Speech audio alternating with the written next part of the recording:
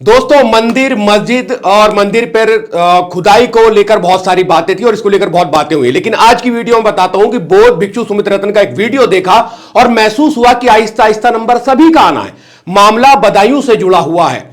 दरअसल बदायूं में 48 बीघा में एक जगह है बुद्ध विहार, सम्राट अशोक द्वारा विस्थापित 84,000 बौद्ध स्तूपों में से एक है। पिछले 25 सालों से बौद्ध भिक्षु वहां रह रहे थे।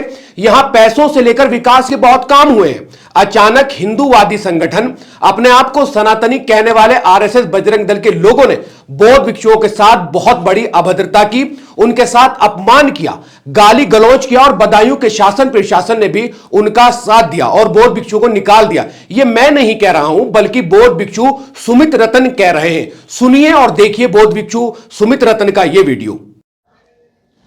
सम्मानित मुल्क के मालिकों, मैं बौद्ध भिक्षु सुमित रतन।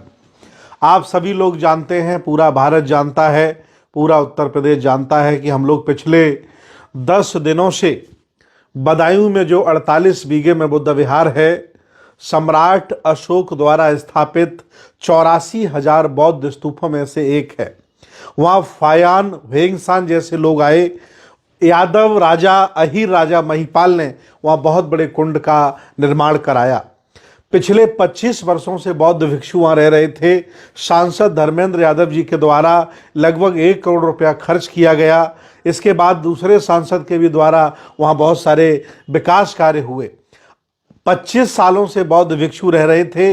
अचानक हिंदूवादी, अपने आप को सनातनी कहने वाले आरएसएस बजरंग दल के लोगों ने बौद्ध भिक्षुओं के साथ बहुत बड़ी कह सकते अभद्रता की, उनके साथ अपमान किया, गाली गलौज किया और बदायूं के शासन प्रशासन ने भी उनका साथ दिया और उन्होंने हमारे बौद्ध भिक्षुओं को अपने बिहार से निकाल दिया।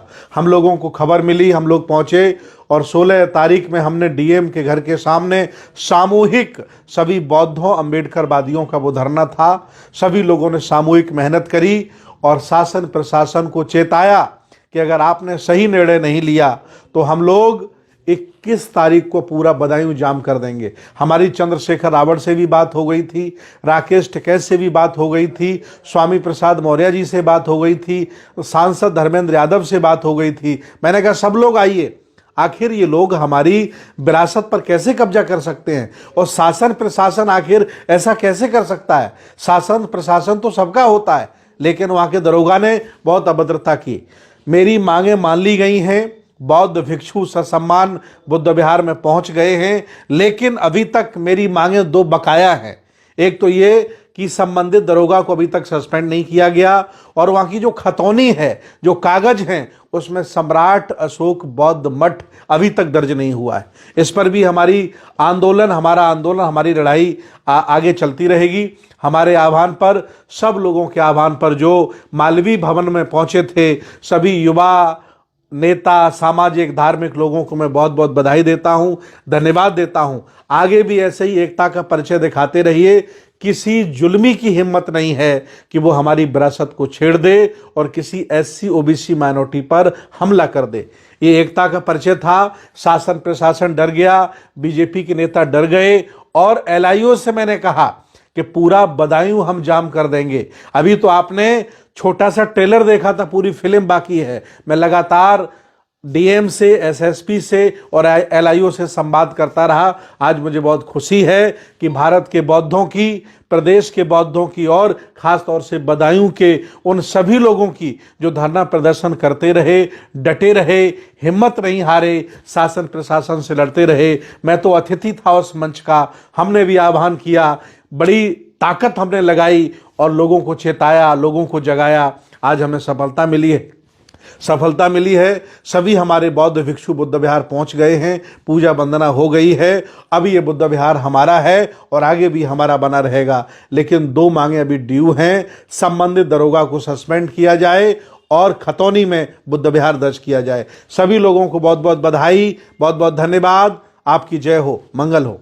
जब वीडियो पूरा देखा तो लगा कि अगर एकता हो तो किसी को भी झुकाया जा सकता है, जैसा कि सुमित रतन ने भी इस वीडियो में कहा है।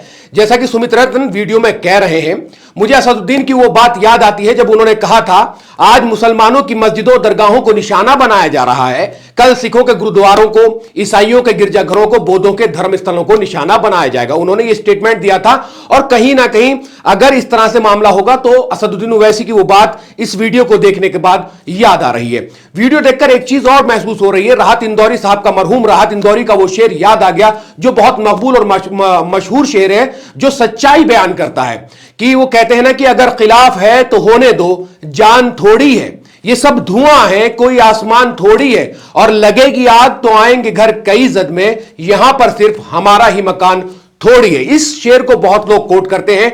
तो ये तमाम सिनेरियो जो है वो इसी तरह का चल रहा है। अब मंदिर मस्जिद के अलावा बौद्ध की जो ये 84 बीघे में जमीन फैली हुई, इसको लेकर जो है वो कहीं ना कहीं हथियाने की कोशिश थी। आपने पूरा वीडियो सुना है, क्या कुछ कहना चाहते हैं कमेंट सेक्शन में कमेंट्स करके हमें जरूर बताएं। मिल्क टाइम्स को जारी रखने और मजबूत बनाने के लिए हमारी आर्थिक सहायता कीजिए। ये एक आजाद मीडिया हाउस और कमजोरों की आवाज है। आप हमें देखें, सुने, पढ़ें और हर महीना ज्यादा नहीं, सिर्फ 100 रुपए से मदद करें। डिटेल्स डिस्क्रिप्शन में मौजूद है।